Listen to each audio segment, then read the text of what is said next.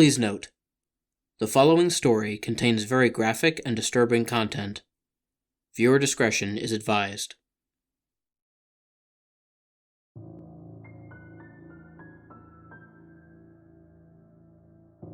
Chapter 2. Tarfu. Sergeant Jeremy Rico was already out the door with Richards. Hiddleston looked back at the hall towards floor 1. McInnes listened above to the screams and shots from upstairs, along with the tremor-causing gunfire downstairs. He informed Burnside to remain put with the doctor. McInnes attempted to contact the supervisor. "Walsh, what the hell is going on?" There was silence. McInnes cleared the door with Hiddleston and called Rico. "Rico, location." "Down the stairs, on our way to the lobby, clear," Rico responded. "I'm taking Hiddleston upstairs, over." Hiddleston and McInnes took the West Hall from the laboratory and took the same flight of stairs as Fireteam 4 did. They were in the process of sprinting up the stairway and making their way to the door when McInnes had made an observation. The shots had already stopped. It was silent. He slung his SIG over his shoulder and removed his Mossberg 500. He and Hiddleston stood on both sides of the door, and McInnes gave the countdown symbol with his hands. Hiddleston gripped the door handle for McInnes to breach. McInnes began lowering his fingers one by one. Hiddleston listened to the chaos 2 floors down. It was silent up here. McInnes' index finger lowered on the Mossberg's pump. The middle finger lowered, and Hiddleston gripped the door tighter. The ring finger rested against the pump. "What happens if they're right behind the door?" Rico broke the silence. "McInnes, we're in trouble!" McInnes stuttered. "Say again, Rico?" "Oh, crap!" Gunfire was heard over the radio. "Open it," McInnes orders.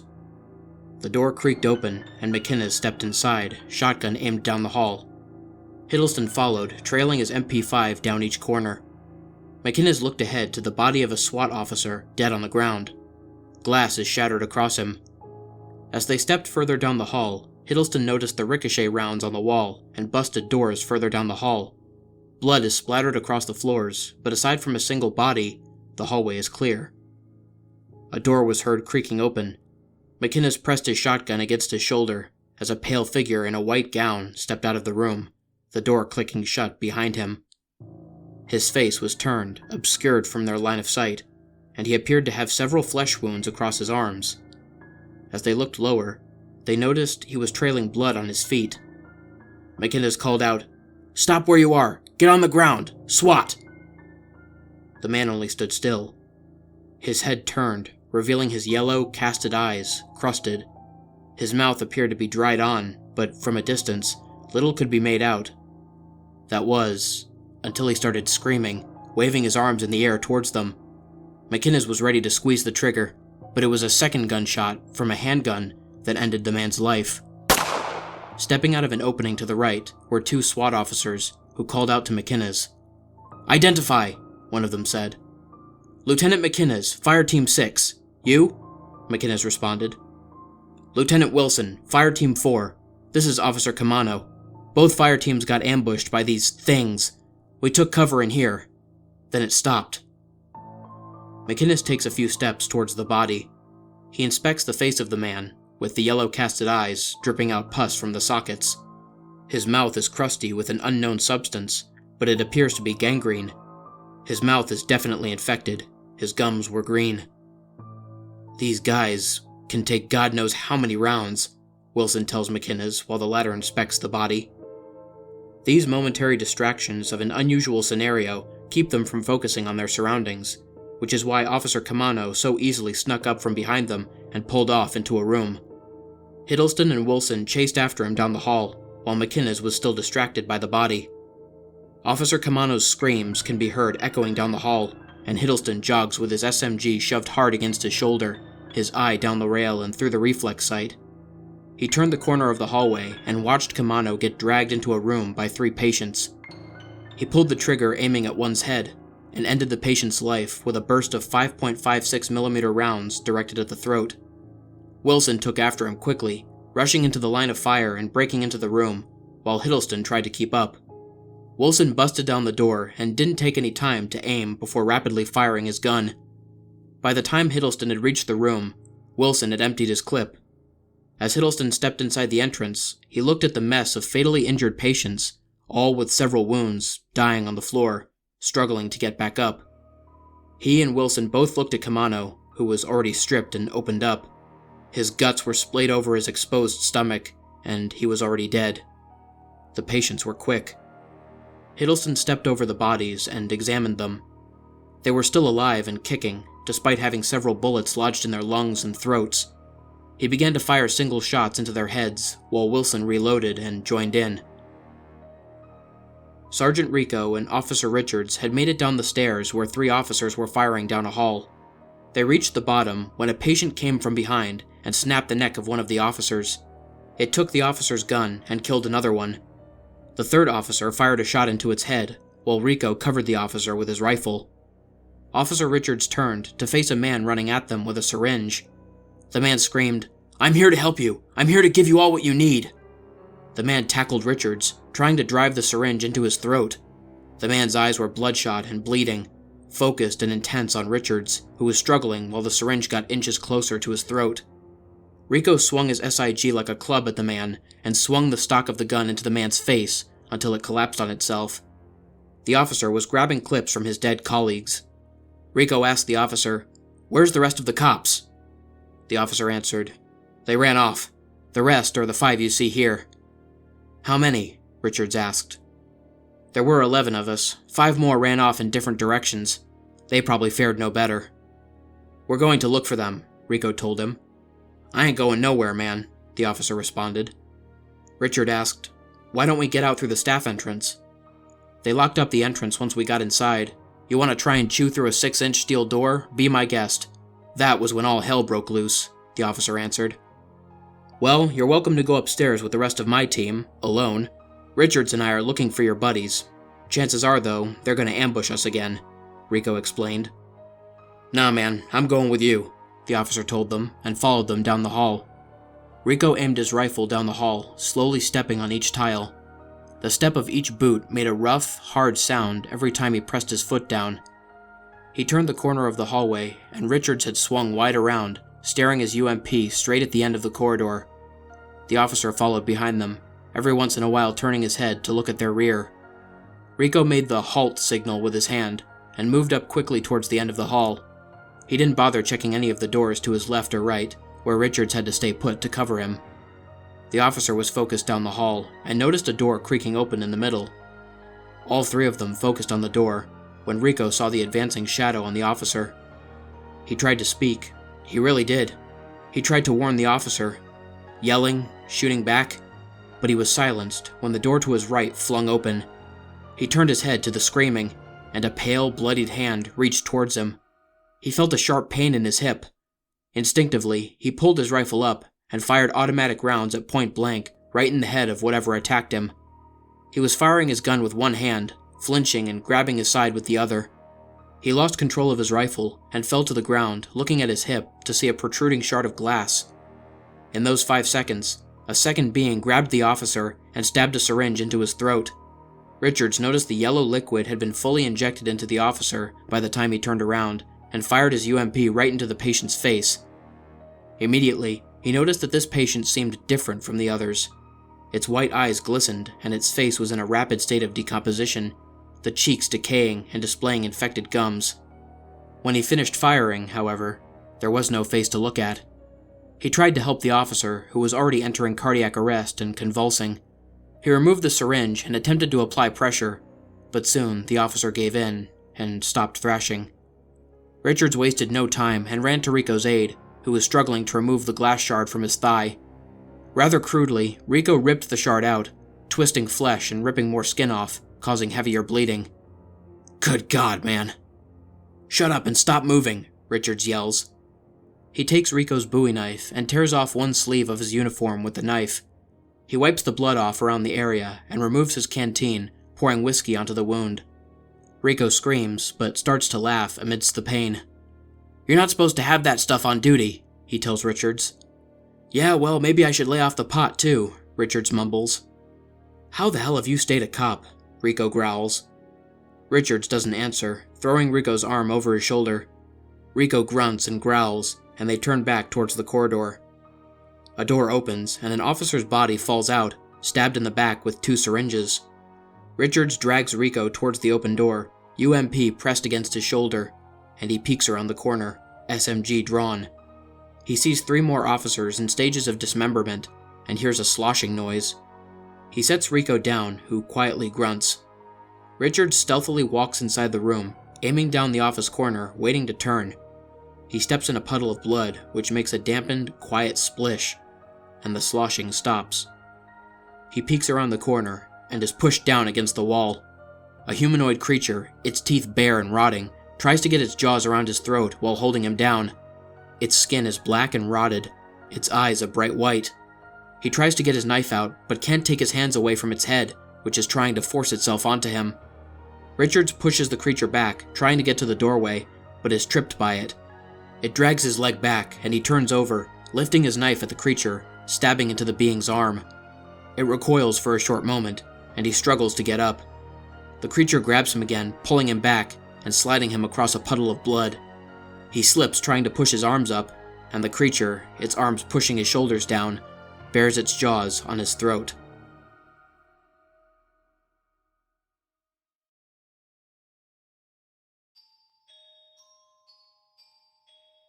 Chapter 3. Tango Uniform. 2 floors up, McInnes is alone. He swiftly turns, shotgun raised, at every corridor leading to him. He calls for Hiddleston, but there is no response. He tries to call open on all channels via the radio. There are no responses. Not from Richards, Rico, Burnside, or Hiddleston. He steps toward the direction that Hiddleston went. Mossberg pressed firmly against his shoulder, he walks down the dimly lit hallway, covering every side. He hears the tapping of feet behind him, and he hides in an office, shutting the door and hiding against it. He listens intently outside to the footsteps getting louder and louder. He expected a noise afterwards, but there was silence. He turned his head towards the room and saw the bodies of 2 SWAT officers, both ripped open and clean of flesh. He crawled towards them, and the wooden door began to split. He turned around and saw the blade of an axe breaking through the wood. He fired rounds from his Glock 17 into the door, but the axe kept busting through. Finally, there was a large enough hole in the wood for a torn hand to reach inside and unlock the door. McInnes removed his knife and stabbed the gray-fleshed hand into the wooden door, taking his shotgun and firing into the shoulder of the being. The shoulder simply split apart, and the thing fell backwards. He opened the door and removed the axe, bringing it down on the creature's head. Officer Burnside had locked himself in with the doctor. He had already begun to barricade the doors with file cabinets and tables. The doctor simply sat in an office chair. "You could help, Doc," Burnside told the man, to no response. The SWAT commando had had enough. He kicked the chair down and slammed the butt of his gun into the doctor's face. "As far as I'm concerned," Burnside said, "you did this, and you're responsible for this crap. I can't contact any of my team." "Once the security measures are in place, you won't be able to contact anyone outside. As for inside, are you sure your radio isn't dead?" the doctor explained and asked.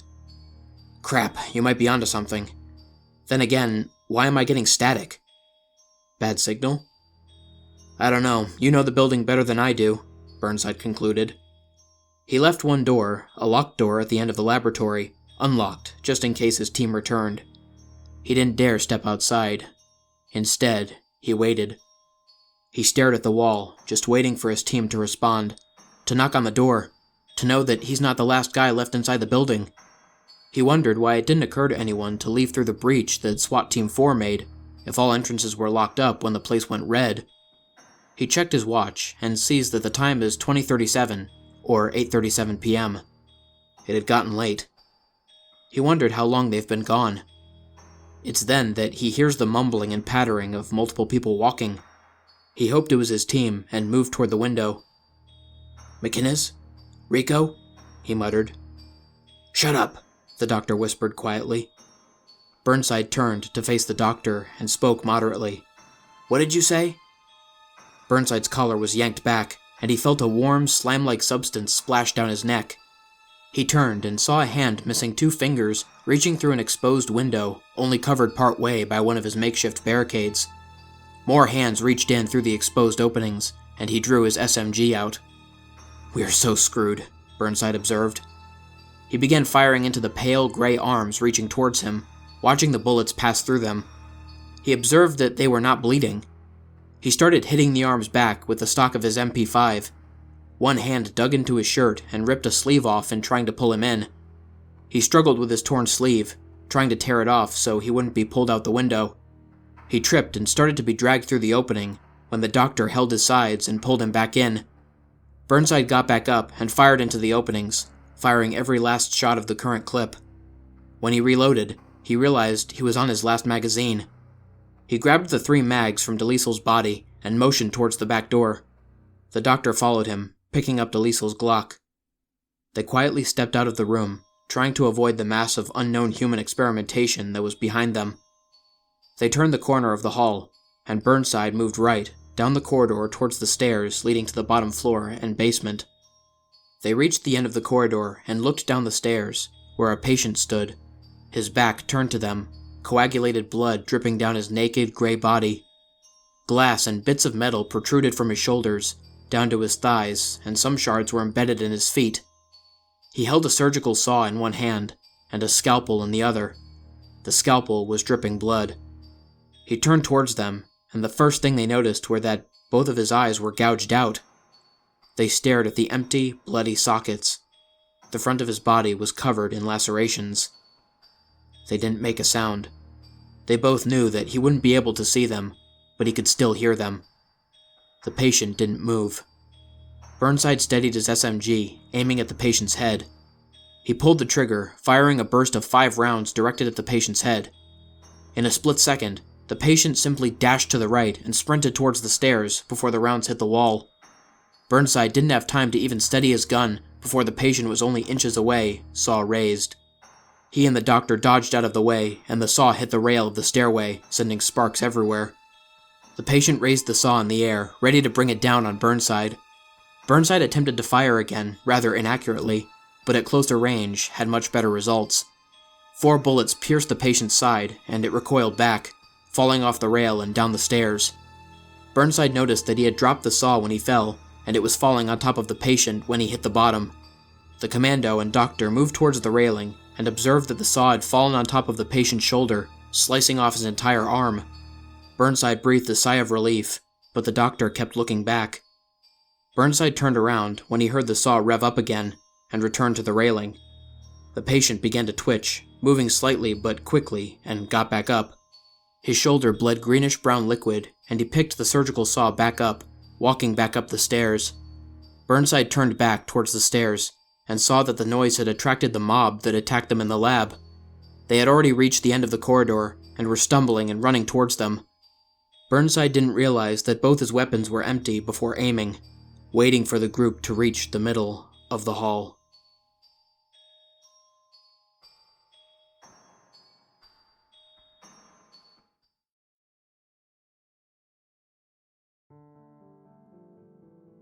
What's up, everybody? This is the Lone Wolf here. Thank you so much for listening. I hope you guys enjoyed listening to Act 2 of Hostage Situation. If you haven't listened to Act 1 yet, there will be a link to that video in the description below. Anyways, if you guys liked the video, please feel free to like, share, and subscribe, especially if you're new to my channel. Turn on the bell for notifications and join the Lone Wolf Pack. If anybody wishes to reach out to me regarding personal stories, recommendations, advice about the channel, or just to say hello, feel free to leave a comment on any of my videos, or send me a direct message on any of my social media platforms. There will be links to my email, my Twitter, my Discord server, my Instagram, and my TikTok in the description.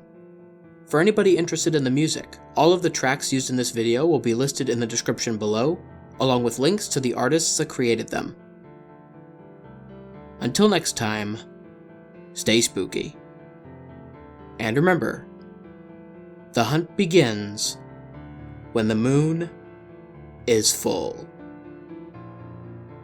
Sweet dreams.